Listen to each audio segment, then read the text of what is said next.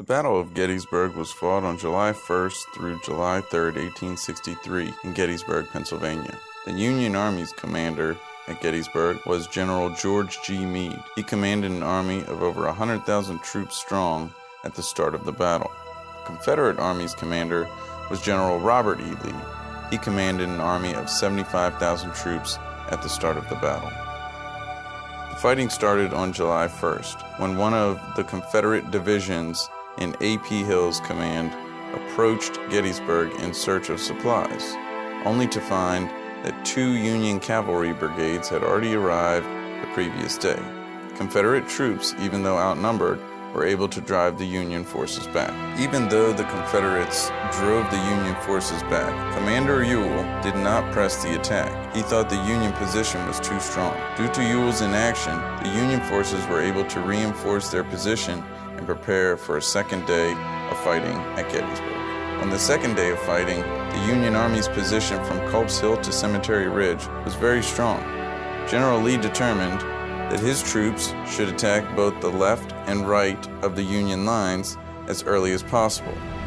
Longstreet, the commander set to attack the Union left, did not have his men in place and ready to attack until 4 p.m. Both attacks were repulsed by the Union forces, but losses on both sides were very heavy. On the third day of fighting, Lee again attacked both the left and right sides of the Union line. However, after 7 hours of intense fighting, Lee was forced to change his plans. He now instructed his commanders to attack the Union center, which would become famously known as Pickett's Charge. Seconds are centuries, minutes, ages. Men fire into each other's faces, not 5 feet apart.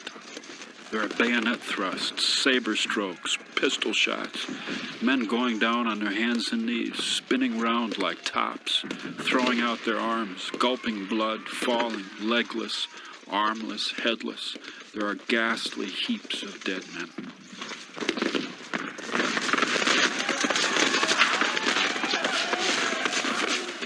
Foot to foot, body to body, and man to man, they struggled and pushed and strived and killed.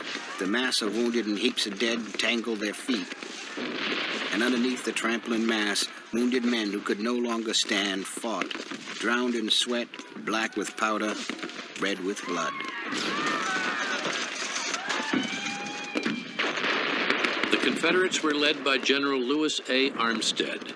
He stepped over the wall waving his hat on his sword and seized a Union battery before he was shot down.